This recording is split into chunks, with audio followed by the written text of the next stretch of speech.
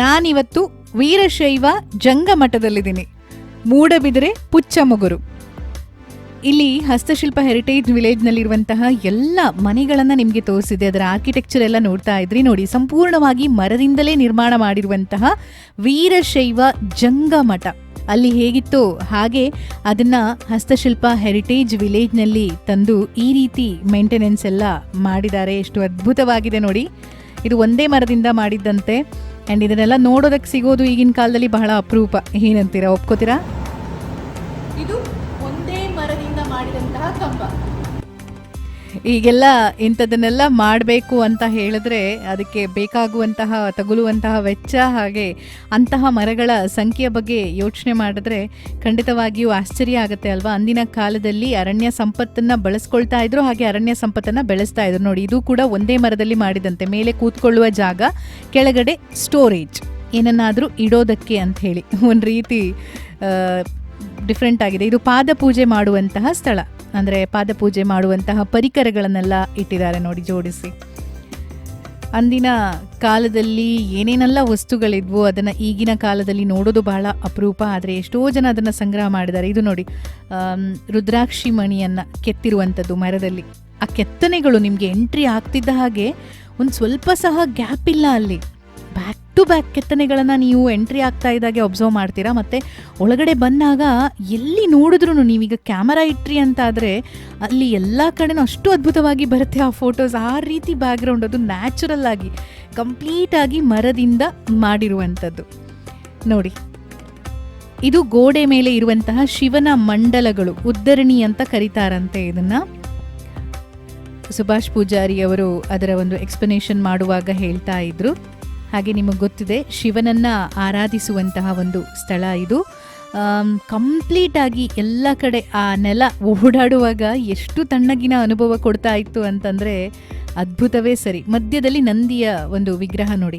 ಈ ನಂದಿಯ ವಿಗ್ರಹಕ್ಕೆ ಎಷ್ಟು ಅಭಿಷೇಕ ಮಾಡ್ತಾರೆ ಅಂತಂದರೆ ಹಾಲು, ತುಪ್ಪ, ಅರಿಶಿನ, ನೀರು, ಈ ರೀತಿ ಬೇರೆ ಬೇರೆ ಅಭಿಷೇಕಗಳನ್ನು ಮಾಡಿದಷ್ಟು ಆ ಶಿಲೆ ಅನ್ನುವಂಥದ್ದು ಇನ್ನಷ್ಟು ಗಟ್ಟಿಯಾಗುತ್ತೆ ಅನ್ನುವಂತಹ ಒಂದು ನಂಬಿಕೆ ಇದೆಯಂತೆ. ನಾವು ಬೇರೆ ಬೇರೆ ದೇವಸ್ಥಾನಗಳಲ್ಲಿ ನಂದಿಯ ವಿಗ್ರಹವನ್ನೆಲ್ಲ ಕಾಣ್ತೀವಿ ಅಲ್ವಾ.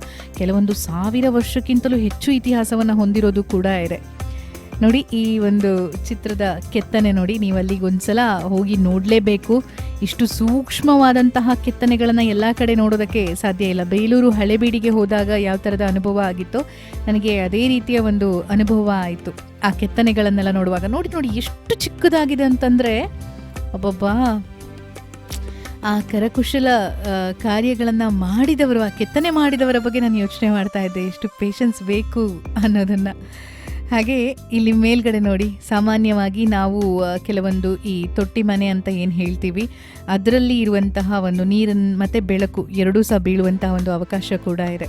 ಹಾಗೆ ಈ ಕಿಟಕಿಗಳು ನೋಡಿ, ಗಾಳಿ ಬರೋದಕ್ಕೆ ಅನುಕೂಲ ಆಗುವಂತೆ. ಇಲ್ಲಿ ಒಂದಿಷ್ಟು ಹಳೆಯ ವಸ್ತುಗಳನ್ನು ನೀವು ಕಾಣಬಹುದು.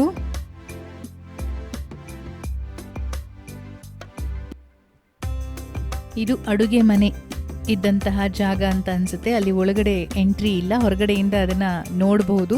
ಇಡೀ ಈ ಮಠವನ್ನು ನೋಡುವಾಗ ಅಂದಿನ ಕಾಲದಲ್ಲಿ ಎಷ್ಟೊಂದು ಅಭಿರುಚಿ ಇತ್ತು ಅನ್ನುವಂಥದ್ದು ಸ್ಪಷ್ಟವಾಗ್ತಾ ಹೋಗುತ್ತೆ. ಎಲ್ಲದಕ್ಕಿಂತ ನನಗೆ ಇಲ್ಲಿ ಅಟ್ರಾಕ್ಟಿವ್ ಅಂತ ಅನಿಸಿದ್ದೆ ಆ ಮರದ ಕೆತ್ತನೆಗಳು. ಮೇಲ್ಗಡೆ ನೋಡಿ, ಎಷ್ಟು ವಿಶಾಲವಾದಂತಹ, ಎಷ್ಟು ಅದ್ಭುತವಾದಂತಹ ಗಾಳಿ ಬರುವಂತಹ ಒಂದು ವ್ಯವಸ್ಥೆಗಳು. ವಾಸ್ತು ಅಂತ ಹೇಳೋದು ಇದಕ್ಕೆ ಅಲ್ಲ, ಗಾಳಿ ಬೆಳಕು ಚೆನ್ನಾಗಿ ಆಡೋ ಥರ ಇರಬೇಕು. ಬೆಳಕು ಸಹ ಬೀಳುತ್ತೆ ಹೊರಗಡೆಯಿಂದ, ಹಾಗೆ ಗಾಳಿ ಸಹ ಅಂತ. ನೀವು ಉಡುಪಿಗೆ ಬಂದರೆ, ಅಥವಾ ನೀವು ಉಡುಪಿಯವರೇ ಅಥವಾ ಮಂಗಳೂರು ಸುತ್ತಮುತ್ತಲಿನ ಪ್ಲೇಸ್ನವರಾಗಿದ್ದರೆ, ಯಾವತ್ತಾದರೂ ಒಂದು ದಿನ ಮಣಿಪಾಲದಲ್ಲಿರುವಂತಹ ಹಸ್ತಶಿಲ್ಪ ಹೆರಿಟೇಜ್ ವಿಲೇಜ್ಗೆ ಭೇಟಿ ಕೊಡಿ. ಅಲ್ಲಿ ಇರುವಂತಹ ಮನೆಗಳು, ಮಠ, ಹಾಗೆ ಹಳೆಯ ವಸ್ತುಗಳು, ಅದೆಲ್ಲವನ್ನು ನೀವು ನೋಡುವಾಗ ನಿಜವಾಗ್ಲೂ ನೀವು ಖುಷಿ ಪಡ್ತೀರಾ. ಯಾಕಂದರೆ ಹಿಸ್ಟ್ರಿಯಲ್ಲಿ ನಾವು ಓದಿರ್ತೀವಿ, ಕೇಳಿರ್ತೀವಿ, ಆದರೆ ಅಲ್ಲಿ ಈ ಥರ ವಸ್ತುಗಳಿದ್ವು, ಈ ಥರ ಮಾಡ್ತಿದ್ರು. ನೋಡಿ ಆ ಕೆತ್ತನೆಗಳು ನೋಡಿ, ಪುನಃ ಅದೇ ಬರ್ತಾ ಇದೆ ವಿಡಿಯೋದಲ್ಲಿ. ವಾವ್! ಇದನ್ನು ನೋಡೋದು ಅಂತಂದರೆ ಎಲ್ಲ ಕಡೆನೂ ನೋಡೋದಕ್ಕೆ ಖಂಡಿತವಾಗಿಯೂ ಸಿಗೋದಿಲ್ಲ. ಕೆಲವು ಅದ್ಭುತ ಪ್ಲೇಸ್ಗಳಲ್ಲಿ ಮಾತ್ರ ಇದು ಸಿಗುವಂಥದ್ದು. ಇದನ್ನು ರಕ್ಷಣೆ ಮಾಡಿರುವಂಥವರಿಗೆ ಖಂಡಿತ ನಾವು ಕೃತಜ್ಞತೆಯನ್ನು ಸಲ್ಲಿಸಲೇಬೇಕು ಅಲ್ವಾ.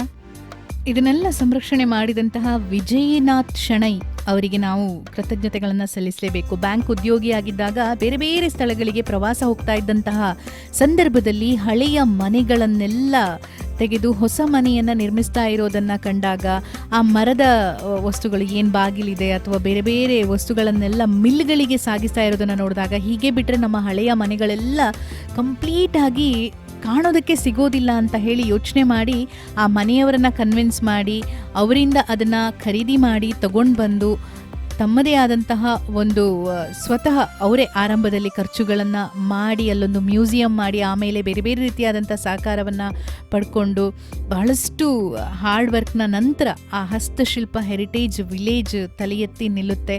ಹಾಗೆ ಅದನ್ನು ಒಂದ್ಸಲ ನೀವು ಎಂಟ್ರಿ ಕೊಟ್ಟು ನೋಡೋದಕ್ಕೆ ಶುರು ಮಾಡಿದ್ರಿ ಅಂತಂದರೆ ಮತ್ತೆ ವಾಪಸ್ ಬರೋದಕ್ಕೆ ಮನಸ್ಸೇ ಬರೋದಿಲ್ಲ.